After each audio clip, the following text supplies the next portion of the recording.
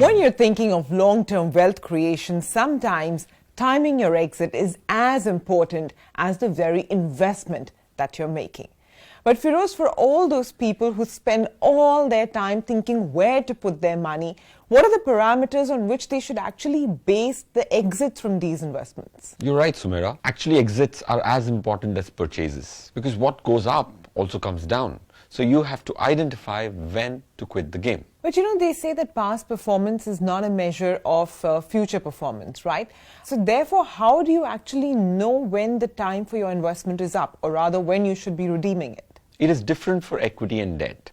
On the equity side, for example, if your goal is met, you're supposed to be removing your money, or even if you've come very close to your goal, you don't want too much equity. So exit is on account of goal being met, point one.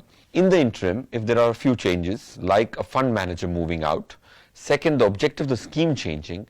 Third, very contrary to our belief, if the scheme has done phenomenally well, you need to be more vigilant with that scheme because there is a propensity that the basket of stocks the fund is owning has already done their share of contribution to the NAV. So what about debt then, Feroze? Because that has been the area of pain for retail investors in the recent past. What happens if one of the securities held by that fund goes bad? What happens is most often than not, when an underlying instrument in a debt fund goes bad, there is immense amount of panic because in debt you always got in because safety was paramount. In that case, don't panic, point one.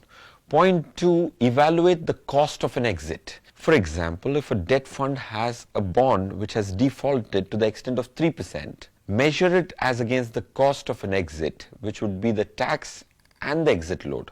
If the tax component and the exit load component is 2%, you're actually trying to save just 1%.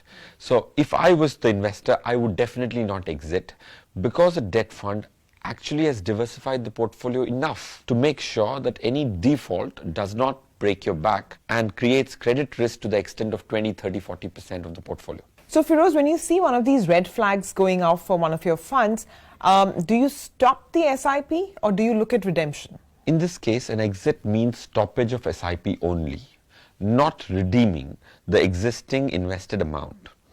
But it's very important to keep your eye on that fund where you've stopped an SIP because the installments which have already gone in deserve your attention. So you'll have to be very vigilant of the amount. But whenever there's an exit, it actually implies that you stop putting more money, good money, to the bad. So Feroze, how does an investor actually action their exit? If it's a lump sum investment, exits are very simple because you just have to send a redemption form or a switch form to exit a scheme or exit the asset management company completely. When it comes to a systematic investment plan, the turnaround time, the TAT, for it is longer because it will actually have to go through a couple of layers of expressing your desire to stop the SIP because the bank also needs to know that the electronic clearing service needs to be stopped. So there, it will take 7 to 8 business days to actually implement a stoppage of an SIP. Feroze, a lot of mutual fund investors, at least the ones who are starting out, hear terms like alpha and beta and they don't know what to make of it.